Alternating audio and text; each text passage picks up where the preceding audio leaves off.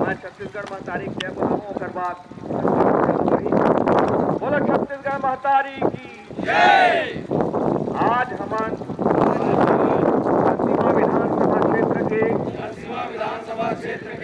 जम्मू छत्तीसगढ़िया भाई एक साथ क्रिया खात हवन कि हमार धरतीवा खरोरा के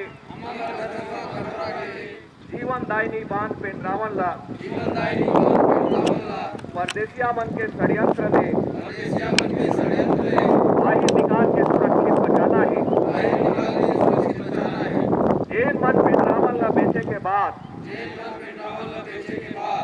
एकर एनओसी रद्द हो गए कही के नौटंकी करे है। धरतीवा खरोरा के जनता ले विश्वासघात करे है। वो मन ला ओकर पाप के सजा देवाना है। छत्तीसगढ़ महतारी के संग हो छल कपट और षड्यंत्र करैया ये परदेसिया नेता मन ला न केवल धरसीमा बल्कि पूरा छत्तीसगढ़ के भूइयां ले बेदखल करना है।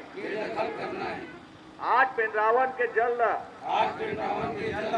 अंजुरी में धर के संकल्प लेवाथन कि जब तक पेंड्रावन के बिक्री नामा